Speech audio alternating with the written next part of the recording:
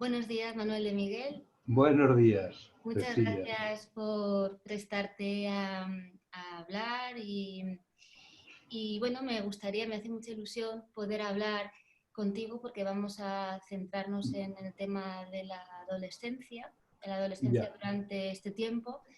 Y bueno, pues yo creo que es un tema que siempre queda un poquito atrás, que nunca se habla mucho, bueno, por lo que sea, y vamos a dedicarle un rato. Entonces, mientras preparaba la entrevista, pues pensaba en la adolescencia, que es esa etapa tan apasionante, llena, marcada, ¿no? por los movimientos de crecimiento y los movimientos también regresivos, por esas idas y venidas, y de repente en ese vaivén, zas, irrumpe la pandemia y el confinamiento, el Pues consiguiente llevas confinamiento. razón, Cecilia, antes un poco de empezar a centrar en materia, en la presentación que haces, yo creo que llevas bastante razón en lo que dices de que, bueno, pues obviamente pues hay grandes autores, ¿verdad?, de la adolescencia y sí que se ha trabajado el tema de la adolescencia, pero quizá no suficientemente, ¿verdad?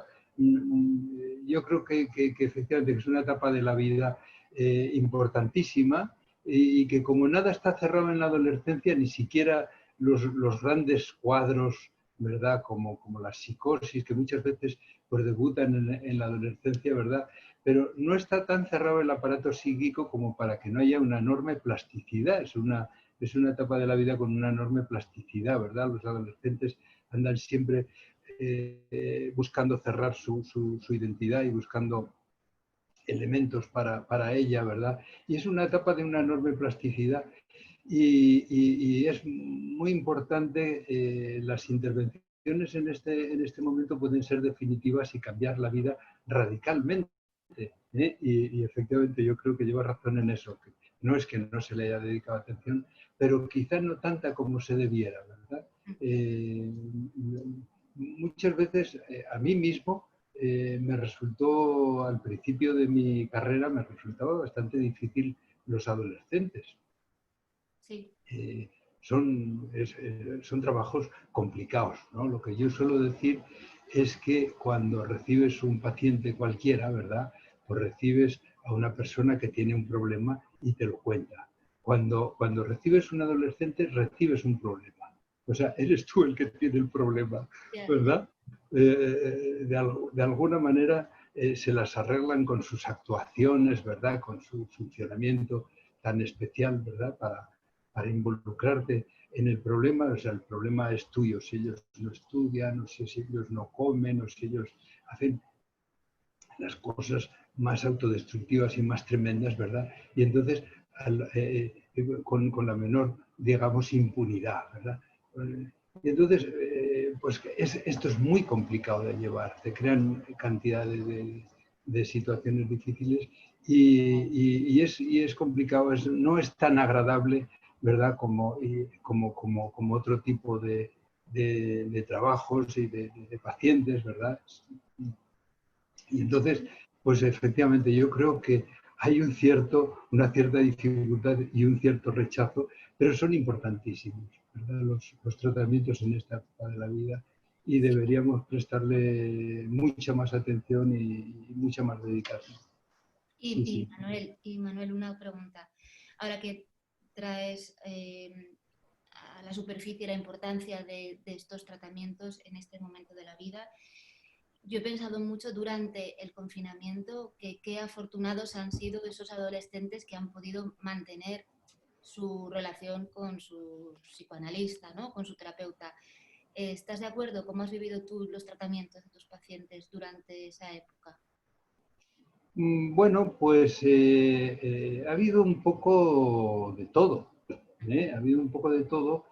En algunos casos, pues la verdad es que sin mucha dificultad, pero en otros casos ha sido bastante complicado, ¿eh? Ha habido un poco de todo en dependencia de los diferentes pacientes y de las diferentes patologías, ¿verdad?, que tenían. Pero efectivamente, bueno, yo creo que esto del trabajo a través de Skype, a través de Internet, pues la verdad es que a mí me pilla ya bastante entrenado. O sea, quiero decir, yo he estado utilizando desde hace bastantes años, en general en mi consulta, ¿verdad? Con los adolescentes eso es un poco más raro que también he hecho algún paciente por desplazamientos de la familia, ¿verdad? Pues fuera de España, ¿verdad? Pero ha sido más raro, ¿verdad? Pero por desplazamientos de los propios pacientes, pues he visto pacientes de Berlín hasta Vancouver, hasta Los Ángeles, en fin, por medio mundo. Y entonces ya pues me pilla con bastante entrenamiento, ¿verdad? La llegada de la pandemia, ¿verdad? Y el estar un poco condenados por el confinamiento a vernoslas a través de la imagen. Pero la verdad es que con los adolescentes ha sido, pues ya te digo que ha habido un poquito de todo, ¿eh? No ha sido tan fácil como con otros pacientes. En algunos casos incluso, pues pacientes tremendamente regresivos, concretamente, pues ha habido dos casos, uno en un cierre de adolescencia que ha hecho una regresión brutal. ¿Sí? Y que, pues, bueno, este momento del cierre de la adolescencia es un momento muy complicado. Yo lo el la salida del paraíso terrenal, ¿verdad? Porque el mito del paraíso terrenal me sirve mucho para entender el final de la adolescencia, ¿verdad?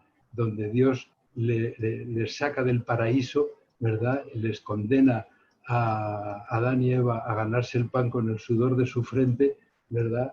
Y los llena de pudor y se tienen que tapar con la hoja de parra, ya digamos que es como el inicio de una etapa nueva, distinta, donde se las tienen que arreglar por sí mismos y que evidentemente pues es un momento tremendamente difícil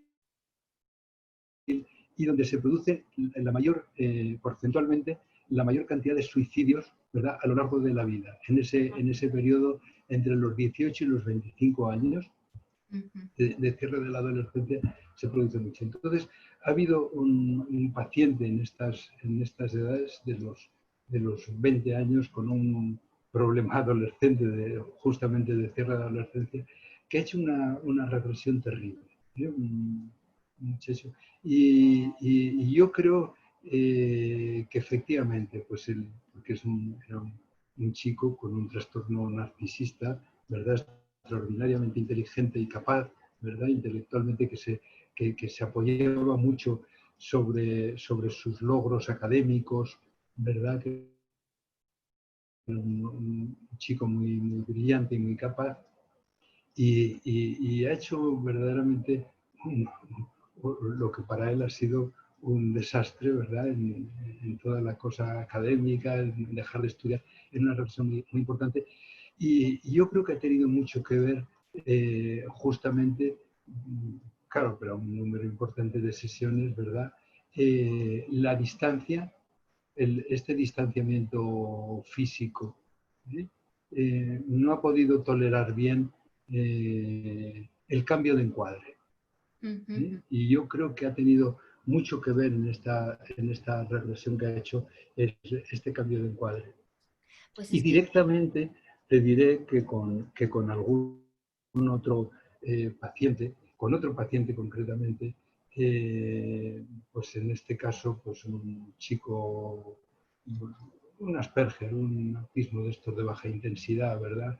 De 10 años, pues ni siquiera me lo he propuesto. O sea, ni siquiera me he propuesto no verlo sino personalmente, sino presencialmente, ¿verdad? Porque yo sabía que podía ser. Y entonces, pues he hecho todo lo posible por estrechar el periodo de interrupción de sesiones, ¿verdad? Y entonces ha sido pues lo mínimo. En fin, si quieres luego te puedo hablar un poco, ¿verdad?, de cómo... Pero verdaderamente lo que me he encontrado ha sido porque lo dejaría de ver pues a mediados de marzo, ¿verdad? Pues bueno, cuando empezó el confinamiento, ¿verdad? Dejé de verlo presencialmente Y después cuando lo he empezado a ver de nuevo, pues a mediados de mayo, ¿eh? Porque yo entendía que con este chico pues verdaderamente no iba a funcionar y eso que ya te digo, que tengo muchísima costumbre de trabajar a través de pantalla, vamos, que ya desde hace varios años, no justamente ahora, que para muchos pues es una experiencia muy novedosa y desde luego no lo era para mí.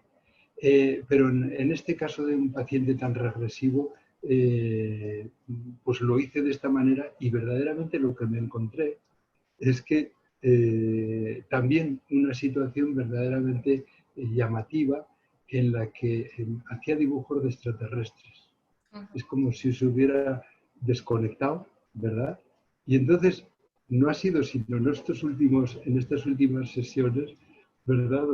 Donde a través de las sesiones y del tiempo, pues se va viendo cómo ese extraterrestre se va humanizando, ¿verdad? Porque él dibuja mucho y además dibuja maravillosamente, ¿verdad?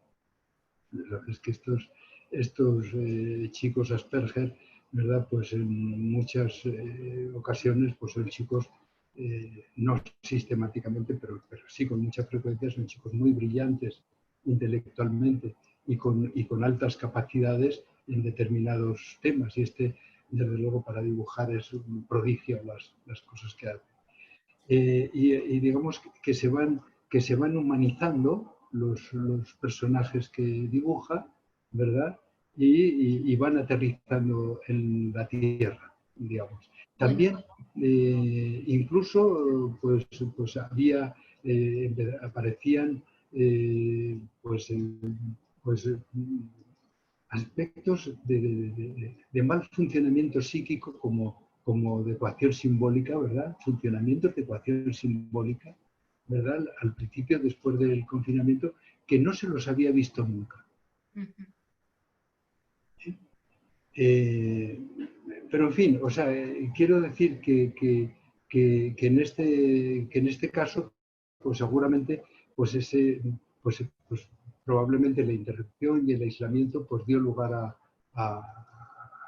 pues esta regresión tan brutal.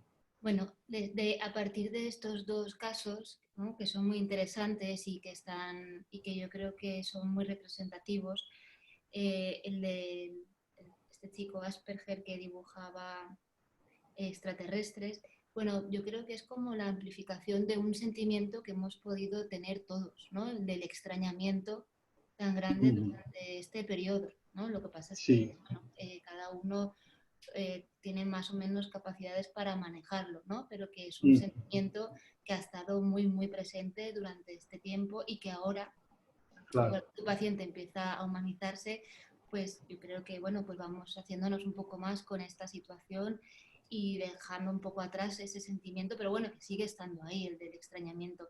Y luego el del primer paciente que traías, ¿no? Que hablabas de que piensas que no pudo soportar el no verte en persona, ¿no? No verte a ti, pero también me pregunto, no verte a ti, no ver a sus iguales, a sus compañeros, Claro, claro, toda esa cuestión, ¿no? Ha sido terrible claro. para las personas, sí. Es que tanto en un caso como en otro, efectivamente, no solamente ha sido porque con este adolescente ya más adulto, ¿verdad? Con este adolescente ya de 20 años, eh, pues con él sí que estuve manteniendo sesiones a través de Skype. ¿Eh? Y a pesar de todo, pues se produjo todo este movimiento tremendamente regresivo. Eh, quiero decir que lo que tú estás diciendo también es muy importante. Este confinamiento no solamente ha servido en este chico que, como te decía, pues tenía una patología narcisista muy severa, eh, pues, claro, decir, la relación con con sus compañeros y con sus amigos y las relaciones de facultad, pues eran tremendamente importantes. O sea, no solamente ha sido la falta, digamos, de relación conmigo, sino también se ha metido ahí en una situación de aislamiento, ¿verdad? Pues mucho más persecutoria, ¿verdad? De lo que es habitual en él. Y por otra parte, en este otro chaval autista, pues también ese confinamiento ha sido verdaderamente muy malo porque justamente estaba empezando a salir de su aislamiento. Antes de empezar el confinamiento había hecho una serie de progresos muy importantes, ¿verdad? Y se estaba empezando a meter y a incorporarse pues, a las relaciones, porque un chico muy aislado, tremendamente aislado, ¿verdad? Y estaba empezando a hacer un movimiento de aproximación y de tener un cierto éxito, porque todas estas habilidades suyas, ¿verdad? Pues le estaban dando una cierta reputación y estaba empezando a hacer una... Y entonces justamente en este momento cayó el tema del confinamiento. Entonces, o sea que que no solamente ha sido el aspecto transferencial, sino para ellos ha sido bastante traumático la interrupción de estos logros, ¿verdad? Que muchas veces para estos chicos tan reflexivos y con tantas dificultades de comunicación, pues son tremendamente importantes, ¿verdad? Y se producen verdaderos derrumbamientos, ¿verdad? Se sostienen con mucha dificultad y cuando pierden estos apoyos, pues se derrumban. Es que pensando también en lo que te comentaba al principio, ¿no? De la adolescencia, como ese movimiento entre la salida de lo familiar, el miedo a salir de ese entorno, casi es que el confinamiento es como si se materializara ese temor a quedarse atrapado en lo familiar, ¿no? Y entonces yo creo que en ese sentido, para el que está como en ciernes, ha tenido que ser muy duro, porque es una fantasía hecha realidad. Bueno, de aquella manera, ¿no? Porque Claro, algo de eso, claro, claro. algo de lo real ahí, que tiene que asustar mucho. Efectivamente, yo creo que sí, que lleva razón en eso que dices, de que en muchachos muy regresivos, bueno, en realidad siempre la adolescencia yo creo que es un problema nuclear de la adolescencia, el tema de la separación de la familia, ¿verdad? Porque esto que yo estaba diciendo antes de la salida del paraíso terrenal es el cierre de ese proceso. La adolescencia en realidad a lo que conduce todo el desarrollo, todo el proceso adolescente a lo que conduce es a conseguir una autonomía y a poder hacer con éxito esa salida del núcleo familiar que es deseada y temida por las dos partes, tanto por parte de la familia como por parte del propio adolescente. Pues ambos desean y ambos rechazan, ¿verdad? Esos progresos y ese crecimiento, ¿no? Entonces, efectivamente, esto ha dado, sí, que eso lo he pensado yo en algunos pacientes adolescentes, que efectivamente que esto ha dado lugar a que se produzcan también estancamientos y también en la propia transferencia para recuperar después la normalidad les está costando bastante, porque claro, estos adolescentes que los hemos estado siguiendo a través de Internet, ¿verdad? Pues entonces les resultaba muy cómodo pues a los adolescentitos pues están en su habitación, ¿verdad? Y a través de vía telemática no tener que salir y estar metidos en su casa, ¿verdad? Estar metidos ahí en esas situaciones agresivas y está costando volverles a traer a la consulta. Al Bueno, menos en algunos casos, no sé si será tu experiencia, pero en algunos casos está costando más porque claro, todavía no son unas circunstancias en las que se pueda salir con mucha tranquilidad y entonces hasta cierto punto lo puedes entender que tanto la familia como ellos, ¿verdad? Pues tengan algunos miedos, ¿verdad? Que les tengan ahí retenidos. Pero digamos que están más retenidos que lo que la realidad y los miedos lógicos y racionales harían pensar. bueno, eso yo creo que es muy interesante porque es un momento, ¿no? Donde se empieza a ver ya cómo se desliza esa resistencia a volver a salir, porque también esa es otra parte que quería comentar, ¿no? De este desconfinamiento, que es pues esos pacientes que han estado encantados, entre comillas, Claro, ¿no? De fuera, de repente se paralizan las exigencias del mundo de afuera y entonces todo eso que estaba costando tanto, pues se queda pospuesto y entonces desaparece. No sé si has tenido algún paciente así, pero bueno, desaparecen síntomas o, bueno, es como hay como un viaje, ¿no? De donde se paraliza, pues eso, el tener que seguir con eso que obliga a la vida, ¿no? Como si se prolongase esa idea del paraíso que estabas Cierto, comentando antes, o se volviera ahí y ahora pues a ver quién los saca de ahí, ¿no? O está costando que vuelvan ahí.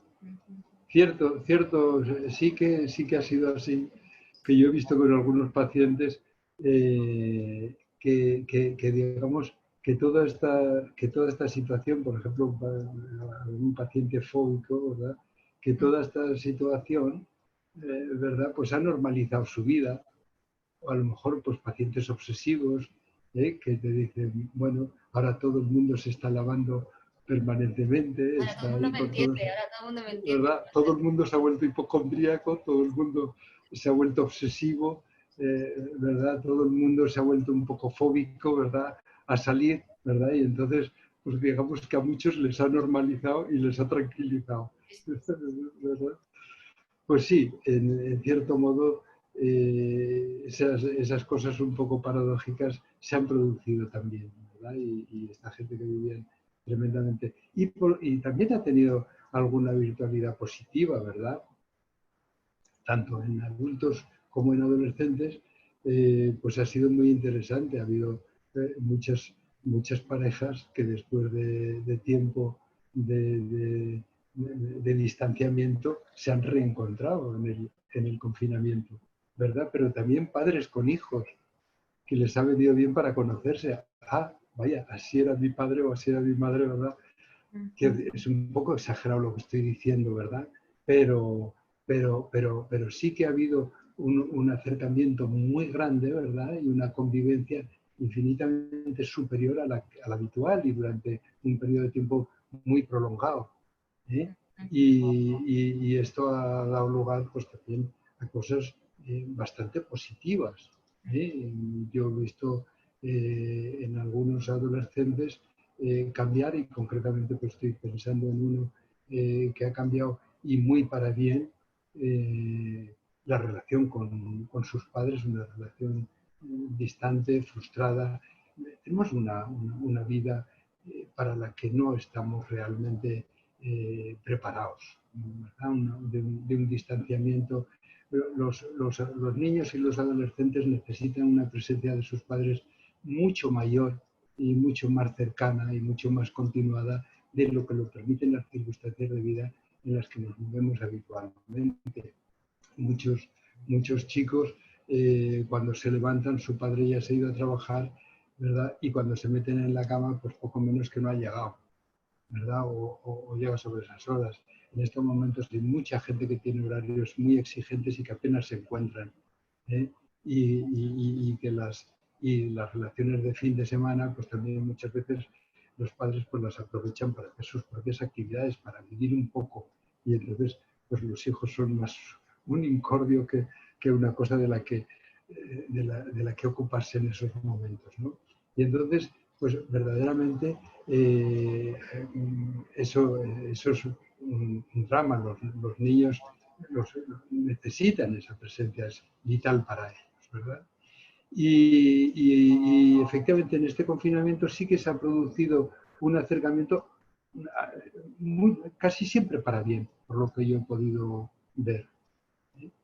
¿Te has encontrado también familias o padres más desbordados? Quiero decir, ¿te has visto interviniendo durante el confinamiento o entrevistando más a los padres?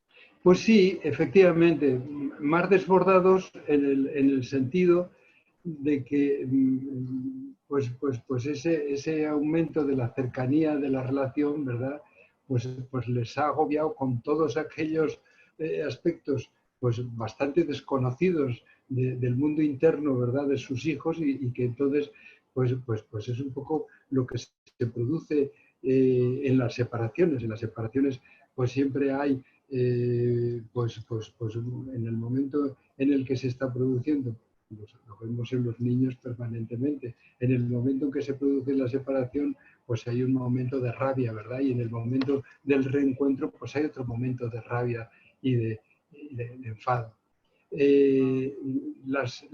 Por otra parte, pues las relaciones parentales, ¿verdad? Y estas relaciones tan incondicionales que son las relaciones de padres con hijos, ¿verdad? De esa incondicionalidad que tienen.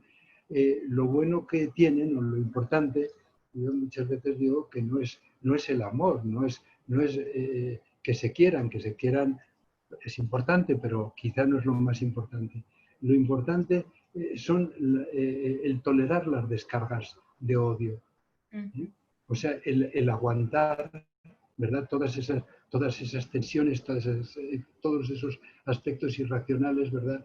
Que en la vida en general, pues no va a haber una capacidad de contención y de tolerancia como en estas relaciones más cercanas. Y es lo que ha pasado en estas situaciones de confinamiento, que había mucho atrasado, ¿verdad?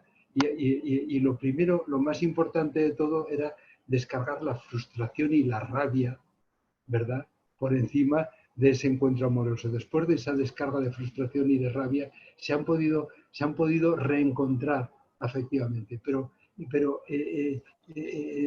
ahí se han quedado enganchados en muchos momentos, ¿verdad? Que se ha producido, pues sobre todo situaciones, al principio sobre todo el confinamiento, de mucha violencia, que después han ido evolucionando. Yo lo he podido ver así, al menos en algunos casos, que después han evolucionado bastante bien, ¿eh? Pero también efectivamente pues padres muy desbordados, padres que te llaman totalmente desbordados, ¿verdad? Y que después, pues hacia el final del confinamiento, pues te dicen que se han reencontrado con unos hijos en los que han encontrado aspectos o cualidades o todo esto que les ha resultado muy positivo, ¿eh? Claro, sí, sí, sí.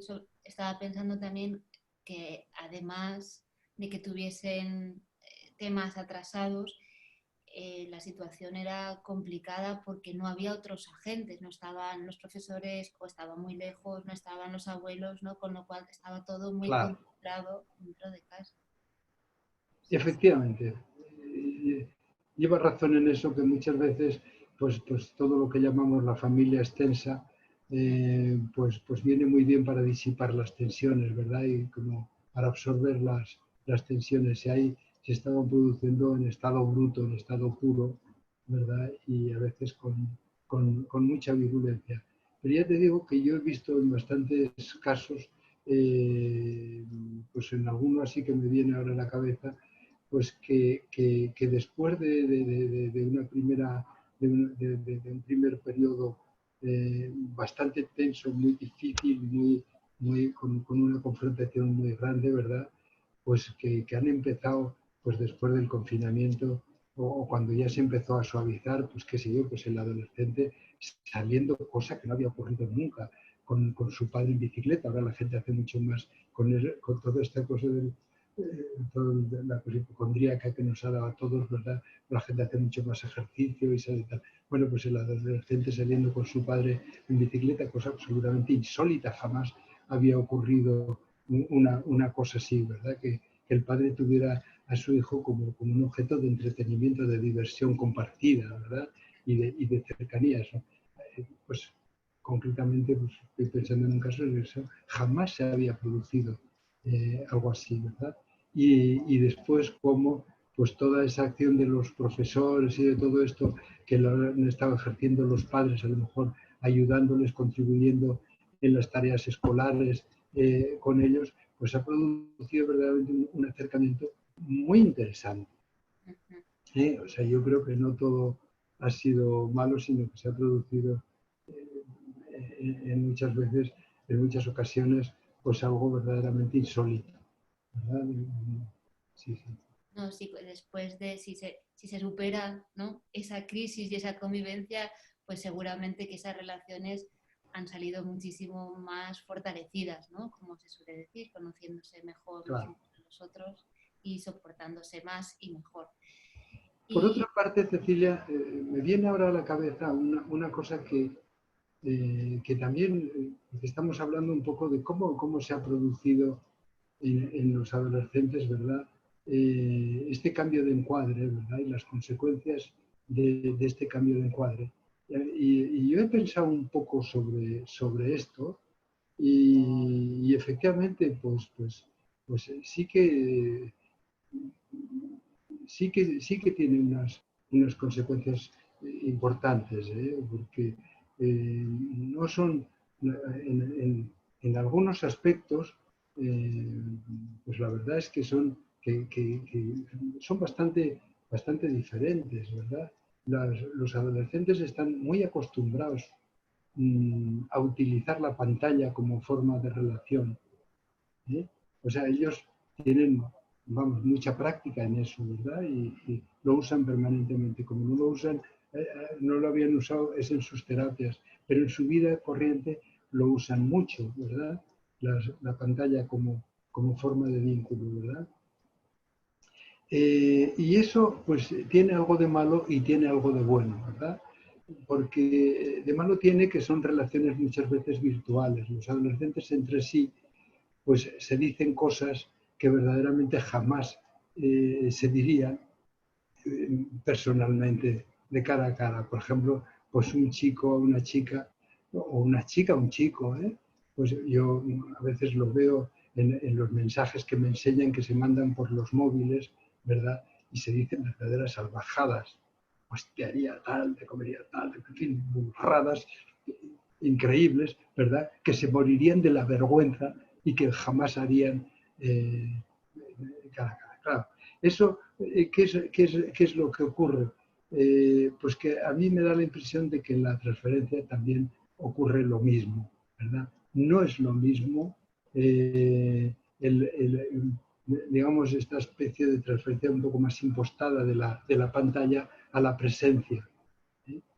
Muchas veces todo el componente de erotización que se da en la presencia es absolutamente importante. Muchas veces, bueno, pues como sabemos bien, pues tanto la infancia como la adolescencia, las tensiones eróticas son tremendas. Es decir, en la adolescencia son bien claras. Podríamos pensar que en la infancia no lo son. Yo diría que es justamente lo contrario. Eh, eh, en la infancia no es que haya erotismo, es que en la infancia casi no hay otra cosa. Progresivamente a lo largo de nuestra vida vamos aprendiendo a deserotizarla y a poder pensar en otras cosas que en el erotismo, ¿verdad? Y a podernos dedicar a 100 cosas diferentes, ¿verdad? Pero efectivamente, desde el comienzo de la vida, digamos, la vida se va deserotizando y tenemos acceso a un mundo de fantasía infinitamente más rico y diversificado, ¿verdad?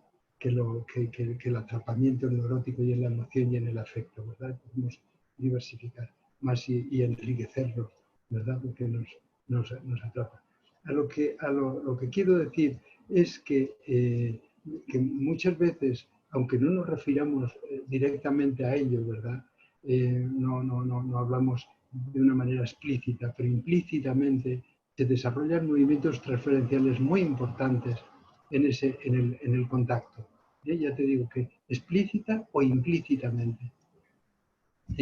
Una chica, por ejemplo, cómo se sienta, cómo de alguna manera provoca, ¿verdad? Y cuál es la reacción. Muchas veces pues tienen en sus casas reacciones inconscientes, pero muy sobreexcitadas.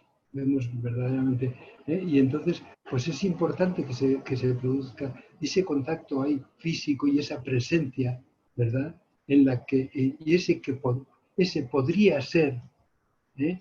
Y no está siendo esa educación, podríamos decir, del erotismo, ese poder ir teniendo un control, aprender a ir teniendo un control del erotismo, poder estar hablando sobre él sin ejercerlo, sin llevarlo a la acción,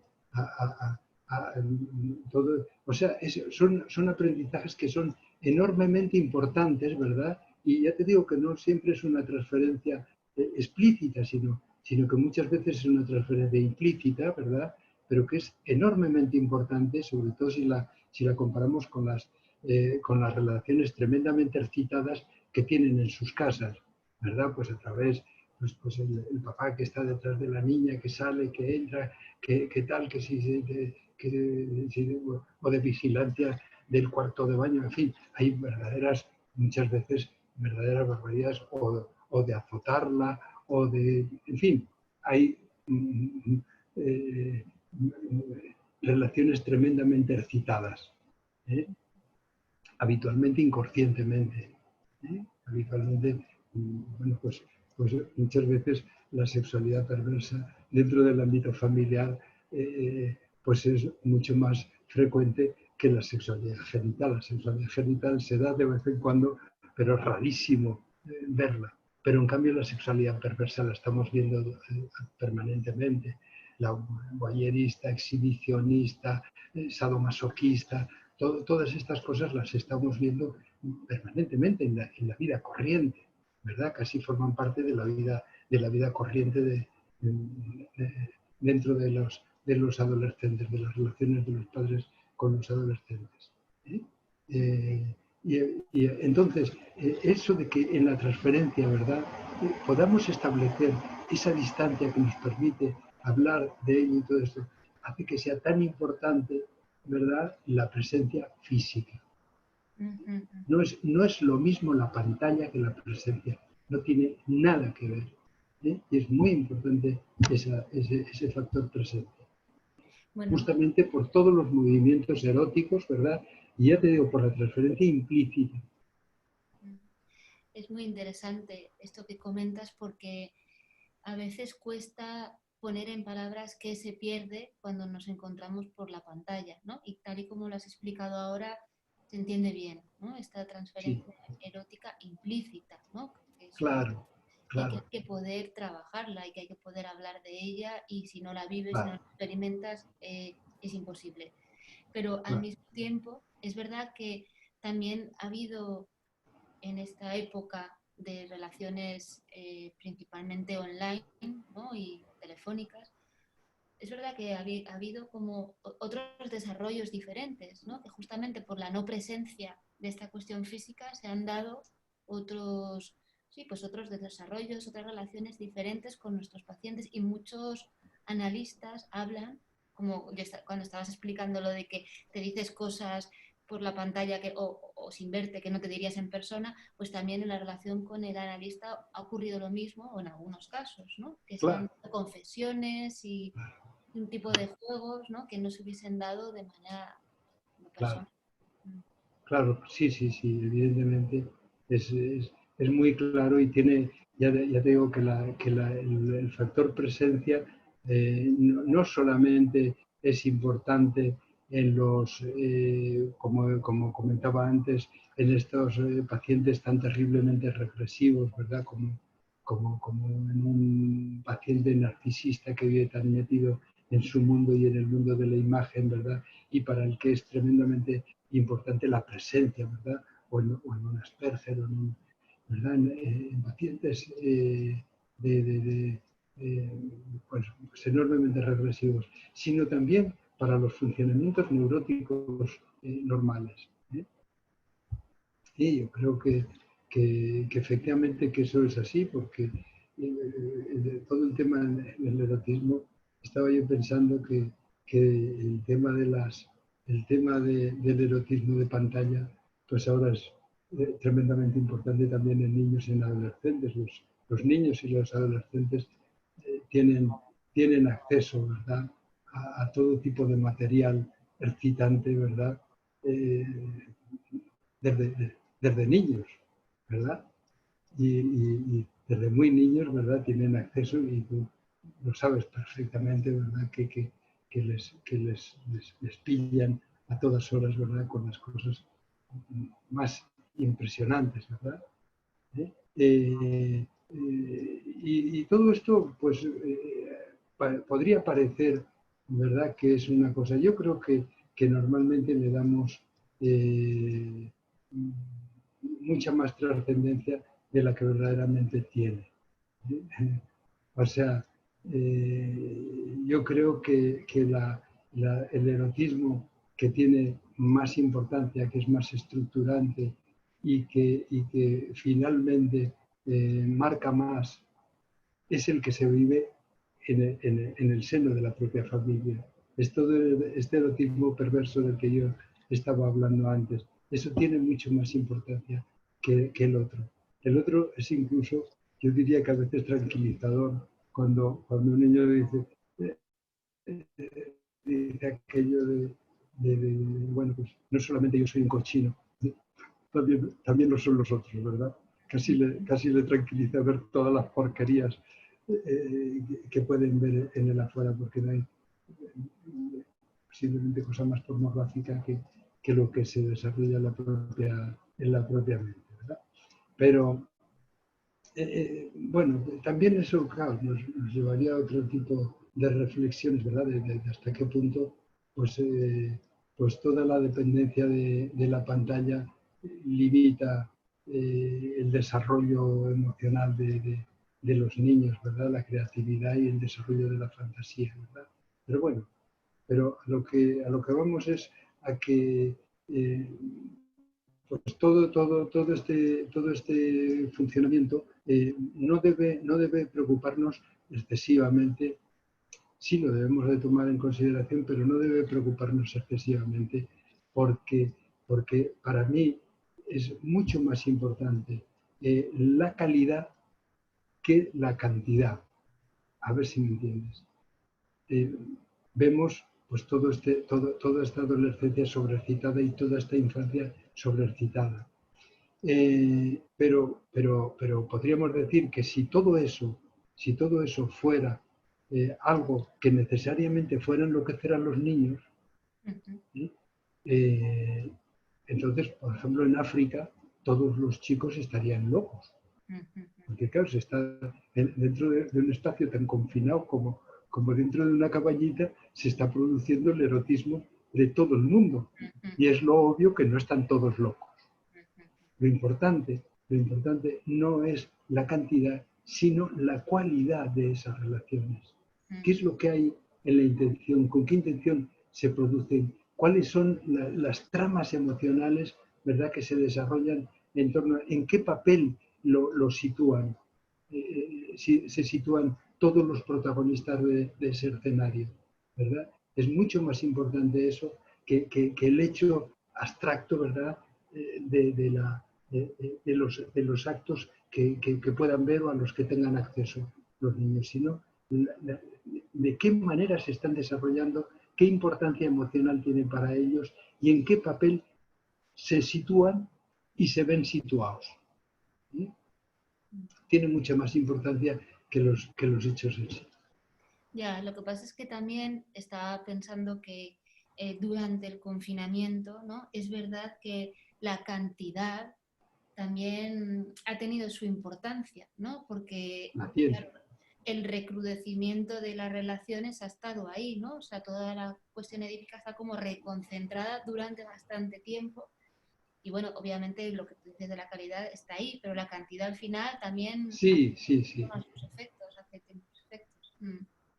El problema de la cantidad también está, ¿eh? O sea, yo creo que efectivamente que también hay una cuestión de que ese exceso de excitación, ¿verdad?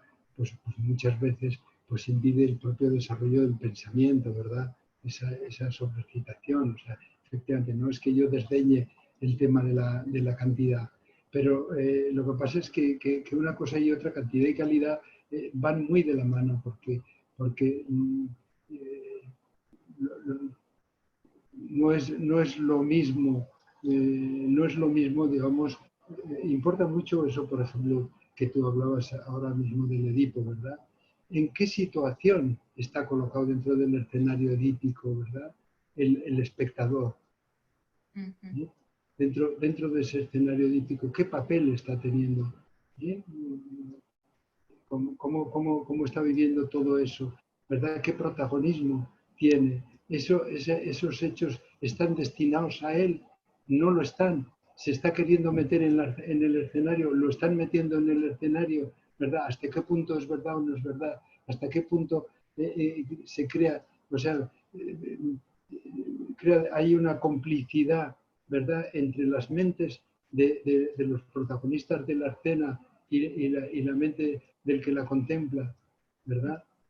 Pues todo eso es de una extraordinaria complejidad y ahí es donde verdaderamente se producen los procesos enloquecedores. Pero evidentemente, y donde se producen los delirios, ¿verdad?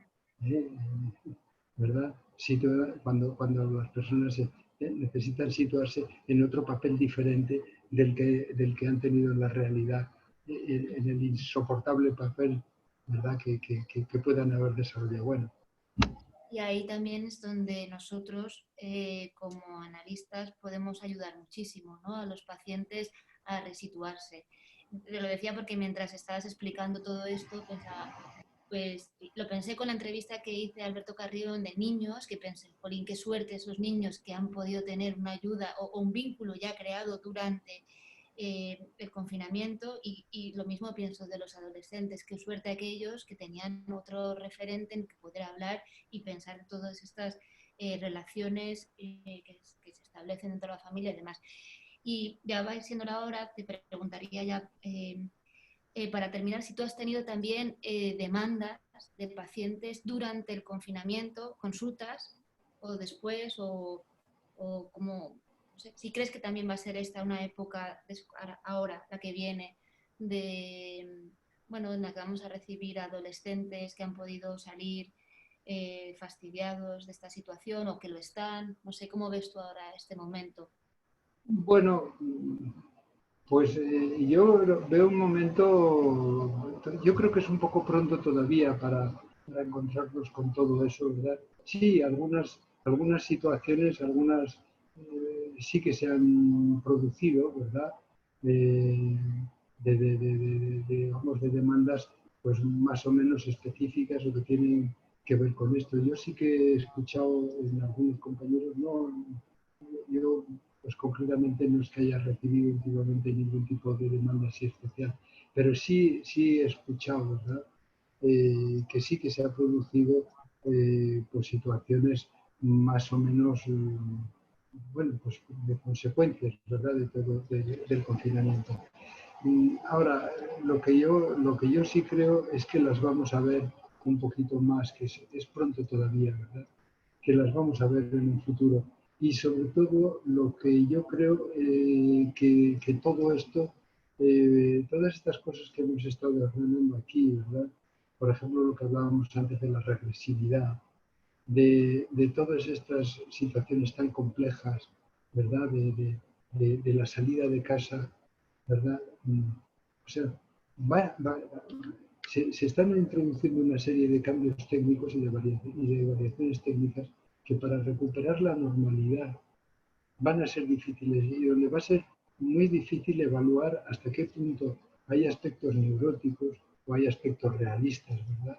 O son utilizados todas estas triquiñuelas, ¿verdad?, de la pandemia, ¿verdad?, para encubrir situaciones a Defensivo. veces pues mucho más complejas, ¿verdad? Eso yo sí lo he visto. Sí. Ahí yo sí, de eso, o sea, de pacientes que ya tenía en tratamiento, ¿verdad? Y que todo esto ha introducido una cierta regresión, una cierta vuelta a casa y un difícil volver a salir, a reencontrarse con una normalidad, con una vida más autónoma, más independiente, y a las resistencias tanto de padres con un poco la racionalización, utilizando el peligro como una racionalización de esa retención del adolescente o del propio adolescente, ¿verdad?, utilizando esa racionalización para no salir, eso sí me lo he encontrado. ¿Eh? Y Ahora, María, recibir cosas nuevas y de qué tipo, más bien lo he escuchado que lo he visto. vale. Y ahora que estabas diciendo esto, una pregunta que quiero hacerte, me estoy pensando ahora y que la tenía pensada también, pero me la he recordado, muy importante, que es también como los peligros que trae esta situación, también los peligros como analistas, donde también es más fácil deslizarse hacia un papel un poquito superyoico pedagógico, ¿no? En la adolescencia. Claro, Ya, gente que se juntan que se juntan sin mascarilla, que son potenciales contagiadores asintomáticos, ¿no? Que también qué difícil para nosotros aguantar Claro. todo eso, ¿no? Y qué fácil es caer en, pues no tienes que hacer algo así, o no sé cómo decirlo, pero sí. Efectivamente, pero ese es un problema universal. Ahora se agrava un poco más, ¿verdad? Porque son situaciones a veces que las ves de mucho peligro, ¿verdad? Y entonces se agrava un poco más. Pero eso es un peligro universal, ¿verdad? El tomar un papel educador, ¿verdad? Y verdaderamente, pues es bastante peligroso porque dejamos de tener ese papel de analistas, ese papel con un poquito más de distancia de ocuparnos de su mundo interno, ¿verdad? Porque para educar el adolescente ya está rodeado de gente que se dedica a hacerlo, ¿verdad? Pues tiene sus profesores, tiene sus padres, en fin, tiene un entorno que las cosas que les podríamos decir nosotros en el plano educativo, hay mucha gente que se las pueda decir. Lo que nadie le va a poder orientar es dentro de su mundo interno, ¿verdad? Y si ocupamos ese papel de educadores, pues el problema es que dejamos de hacer lo que es más específico de nuestra tarea y más importante. Pero efectivamente lleva razón que para nosotros, pues especialmente pues personas que tienen más una tendencia a meterse en ese tipo en fin, de intervenciones, ¿verdad? Pues claro, pues es mucho más. Y también, pues claro, pues un poco lo que con los adolescentes eso es especialmente importante, ¿eh? El tema de lo que decía Racker de la identificación concordante y complementaria, ¿verdad? De identificarse con el paciente o con los objetos internos del paciente, identificarte con el paciente contra los padres o contra el sistema, ¿verdad? O identificarte con el sistema contra... Es muy sencillo, muy fácil deslizarse hacia ese tipo de posiciones, ¿verdad? Y muchas veces es muy difícil encontrar tu espacio como analista con ellos. Bueno, Manuel, que lo tenemos que dejar ya porque ya se nos ha pasado el tiempo y Muy nada, bien. que ha sido un gusto conversar contigo. Yo creo que para quien pueda ver esta entrevista, pues va a ser de muchísima ayuda. Y nada, darte las gracias por Bueno, haber participado. gracias a ti, Cecilia. Hasta Vale, pues cualquier momento. muy bien, hasta pronto. Adiós. Adiós, adiós. Hasta pronto.